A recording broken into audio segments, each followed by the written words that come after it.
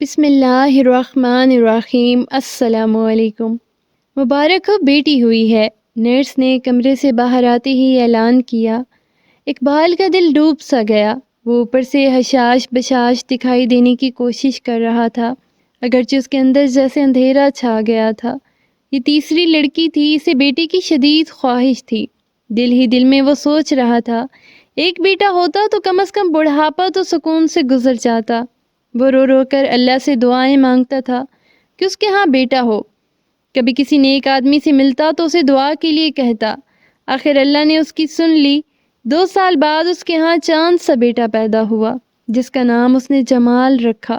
اس کی خوشی کا کوئی ٹھکانہ نہیں تھا۔ ساری دنیا جیسے اس کے لیے رنگین ہو گئی تھی، گویا کہ اس کا تعلق ایک متوسط طبقے سے تھا، لیکن پھر بھی اپنی ہستی کے مطابق اس نے خوب جشن منایا۔ ماہ و سال گزرتے رہے۔ لڑکیاں اور جمال کے معاملے میں ہر بات میں اقبال کا رویہ نہایت غیر منصفانہ رہا۔ بچیوں کو اس نے بس نام کی تعلیم دلوائی، جبکہ لڑکے کو اعلیٰ سے اعلیٰ اسکولوں میں بڑھاپے کا جو سہارا بننا تھا، اس نے لڑکیاں بس عام سی زندگی گزارتی رہی، جبکہ جمال زندگی کی ہر آسائش کے مزے لوٹتا رہا۔ لڑکیاں بہت سمجھدار تھی، ایسا نہیں تھا کہ انہیں معلوم ہی نہ ہو کہ یہ سب کیا ہے، لیکن انہیں اپنے ماں باپ بھائی سے شدید محبت تھی۔ جمال پر ایسی عنایتوں نے اسے لال بالی اور بے پرواہ کر دیا تھا۔ باپ کے ساتھ بھی اکثر اکڑ سا جاتا، لیکن اقبال نظر انداز کرتا رہا کہ بچہ ہے۔ وقت کے ساتھ ساتھ اقبال کے سارے بچے یک کے بعد دیگرے جوانی کی دہلیز پار کرتے رہے۔ ان کی شادیاں ہو گئی۔ سب سے آخر میں اس نے جمال کی شادی چن کر چاند جیسی بہو لایا۔ لڑکیاں پہلے ہی اپنے گھر کو سدھار چکی تھی اور اپنے اپنے گھروں میں خوش تھی۔ جیسے وہ تحمل اور بردبار تھی، اللہ کی فضل سے تینوں نے اپنے سسرال والوں کو اپنا گرویدہ بنا لیا تھا۔ بڑھاپے نے اقبال کی ہڈیوں کو بھی چور کر دیا۔ تمام زندگی اس نے ان تک محنت کی جس کی وجہ سے وہ وقت سے پہلے ہی بوڑھا ہو گیا۔ جمال اب ایک بڑی کمپنی میں انجینئر تھا اور بہت ہی اچھی آمدن تھی۔ اقبال کو وہ مقصد پورا ہوتا نظر آ رہا تھا جس کے لیے وہ بیٹی کی دعائیں مانگا کرتا تھا۔ اقبال کو ایک ساتھ کئی بیماریوں نے آ لیا۔ اسے آئے روز مختلف ڈاکٹروں کے پاس چکر لگانے پڑتے تھے، جو اسے اکیلے کی بس کی بات نہیں تھی۔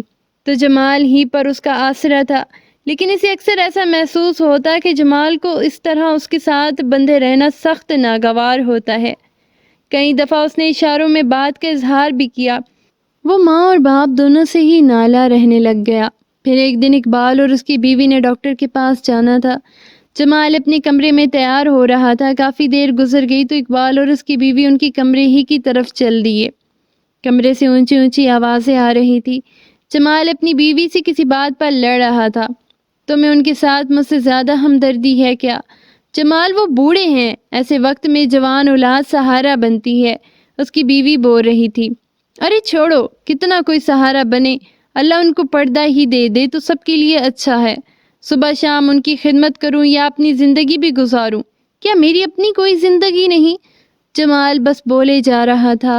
اقبال کے کان سن ہو رہے تھے، دماغ میں اندھیرا چھا رہا تھا۔ اس سے آگے جیسے اسے کچھ سنائی ہی نہ دیا۔ اس کی نظر اپنی بیوی پر پڑی تو وہ فرش پر گری ہوئی تھی، شاید اپنی کوکھ سے جنم دیے ہوئے بیٹے کے منہ سے یہ سب سن نہ پائی تھی۔ اقبال نے زور کی چیخ مار کر بیوی کو پکارا۔ ہسپتال لے جایا گیا، لیکن اس کے بعد وہ نہ اٹھی۔ دوران خون کی مریضہ تھی۔ دوران خون اتنا اوپر چلا گیا کہ دماغ کی شریانیں پھٹ گئی۔ اقبال کی دنیا ہی اندھیر ہو چکی تھی۔ صرف ایک ہی غمگسار تھی اس کی اس گھر میں۔ اس کی موت کے بعد اس نے جمال کو گھر سے نکال دیا۔ جب بیٹے کا آسرا ختم ہو تو خود بخود اس کے اندر ہمت آ گئی، گویا کہ اس کے لیے بہت تکلیف دہ تھا، مگر اس نے جہاں جانا ہوتا خود ہی چلا جاتا۔ اب وہ بیٹے کی شکل تک دیکھنے کا روادار نہ تھا۔ اس کی بیٹیاں باپ کی تکلیف پر سخت غمزدہ تھی۔ ان میں سے کوئی نہ کوئی اس کے پاس موجود ہوتی۔ تیسرے والے نے ضد کر کے اسے اپنے گھر کے ساتھ جڑا ہوا گھر لینے پر مجبور کیا۔ بابا، آپ یہاں رہیں گے، میں آپ کو اکیلا نہیں چھوڑ سکتی، مجھے نیند نہیں آتی بابا آپ کا سوچ کے۔ وہ اسے وقت پر کھانا کھلا دیتی، وقت پر دوائی کھلاتی۔ اس کا شوہر اسے ڈاکٹر کے پاس بھی لے کر جاتا اور اس کے ماتھے پر بل تک نہ پڑتا۔ رات کو وہ باپ کے پاؤں دباتی اس کا سر سہلاتی اس کو دوائی کھلاتے ہوئے ایک دن اس نے دیکھا تو باپ کی آنکھوں سے آنسو روا تھے۔ بابا کیا ماں کی یاد آ رہی ہے؟ اس نے محبت سے پوچھا۔ اقبال نے اس کی طرف دیکھا اور بولا، نہیں بیٹی، میں یہ سوچ رہا ہوں کہ جب تو پیدا ہوئی تھی میں نے مالک سے اس دن یہ دعا کیوں نہ مانگی کہ مجھے تیری ہی جیسی ایک اور بیٹی عطا کر دے۔ یہ کہہ کر وہ پھوٹ پھوٹ کر رونے لگا۔ خواتین و حضرات، آج بیٹی کی پیدائش پر نفرت یا غصے کا اظہار اور بیٹیوں کو وراثت سے محروم کیا جا رہا ہے۔ یہاں تک کہ بیٹی کی پیدائش پر طلاق کی دھمکی بھی دے دی جاتی ہے۔ بعض لوگ لڑکی کی پیدائش کو اپنے لیے باعث ذلت و عار سمجھتے ہیں اور برملا اس کا اظہار بھی کرتے ہیں۔ واضح رہے کہ جس طرح بیٹا اللہ تعالیٰ کی نعمت ہے، اسی طرح بیٹی بھی اللہ تعالیٰ کی نعمت ہے۔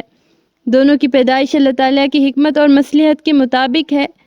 سرکار دو عالم صلی اللہ علیہ وآلہ وسلم نے بیٹیوں کی پرورش کی جتنی فضیلت بیان کی ہے، بیٹوں کی پرورش پر اس قدر بیان نہیں فرمایا۔ حضرت ابو سعد خضری رضی اللہ تعالیٰ عنہ سے مروی ہے کہ رسول اللہ صلی اللہ علیہ وآلہ وسلم نے فرمایا، جس شخص کی 3 بیٹیاں ہوں، یتیم بہنیں ہوں، اور وہ ان کے ساتھ احسان اور سلوک کا معاملہ کرے، ان کے ساتھ اچھا برتاؤ کرے، تو اس کی بدولت وہ جنت میں داخل ہوگا۔ خواتین و حضرات، بیٹے کو حضور صلی اللہ علیہ وآلہ وسلم نے رحمت کہا ہے۔ آپ صلی اللہ علیہ وآلہ وسلم نے فرمایا، جب آپ گھر میں کوئی چیز لائیں تو بچوں میں سب سے پہلے بیٹی کو دیں۔ حضور صلی اللہ علیہ وآلہ وسلم اپنی بیٹی کو آتا ہوا دیکھتے تو پیار میں کھڑے ہو جاتے، ان کی پیشانی چومتے اور پاس بٹھاتے۔ اسلام کے اندر بیٹیوں کو پالنا زیادہ ثواب کا کام ہے، کیونکہ لڑکی پالنے سے آپ کا فائدہ ہوگا، وہ کمائے گا، کھلائے گا۔ بیٹی کو آپ نے صرف اللہ کی رضا کی خاطر پالنا ہے۔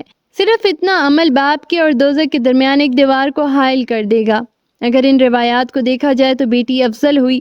خواتین و حضرات، اللہ تعالیٰ سے دعا ہے کہ اللہ تعالیٰ ہمیں دین کے راستے پر چلنے کی توفیق عطا فرمائے، آمین۔